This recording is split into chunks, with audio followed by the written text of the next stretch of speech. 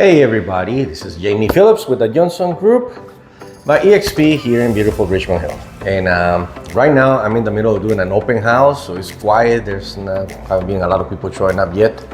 So while I was sitting here, I remember something that happened to me 2 days ago over in our local military base here, which is called a Fort Stewart, for those of you that are not familiar with it.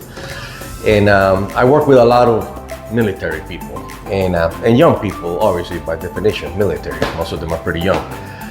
And this young sergeant asked me, or rather, requested something that it made me think about something, and I want to share it with you guys.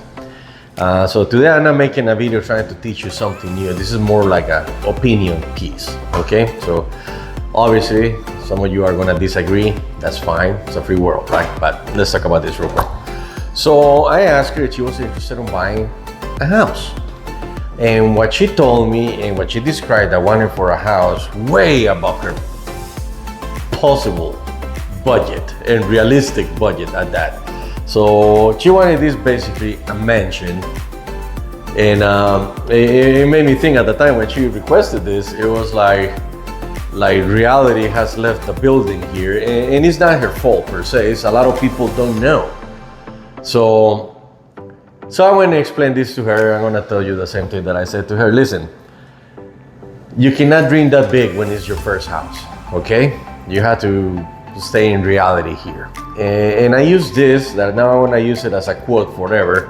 What I told her was, your first house will help you buy your last house. And this is what I mean by this, okay?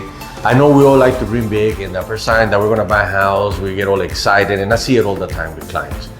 And you have to keep your expectations. Part of my job is to manage your expectations, okay, versus reality.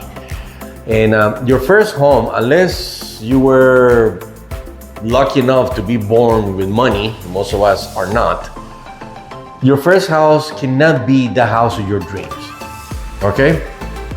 And this is why.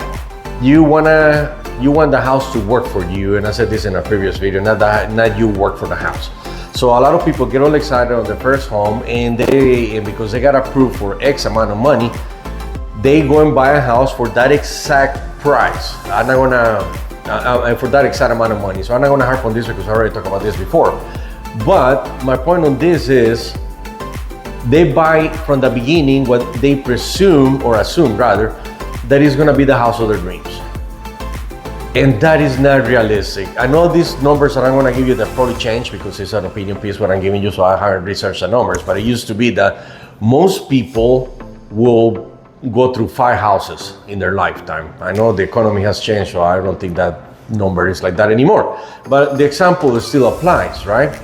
So that first house that you fell in love with is not gonna be your forever home. Chances of that happening, maybe you bought your first house when you're in your 50s or 60s, yes, that will be your forever home. But if you're buying it when you're a young person, no, it's not gonna be your forever home. So what you need to think here is practicality and investment. That first house you should buy under your budget, so you have wiggle room for emergencies or just life itself, not you live to pay for the house only, okay? Then you're gonna live in the house for about 5 years, which is the average person, and then you're gonna want to buy another house. So the equity of this first house is gonna help you buy the next house. And if you're smart enough and you never spend your equity on nothing dumb like a brand new car and things like that, within 5 houses, the last house is gonna be your forever home. And probably, if you were smart with that equity, you're probably gonna buy the last house cash. And I see this happen a lot over here, especially people moving from up north here in the south, because houses are a lot cheaper, and that's what they done. They come over here and buy these enormous houses, which to them is cheap, but they buy in cash, and that's how they did it. It's not because they won the lottery or something like that. Okay, so keep your expectations low. Don't go crazy in the beginning. Okay, it's just insanity to do something like that. I would love to hear some of your opinions or sharing your experiences. Me personally, now I'm in my forever home, and I'm too old, too cranky, too tired, too everything to move again. If it was up to me, I'd be buried in my backyard if they let me, but that's just me.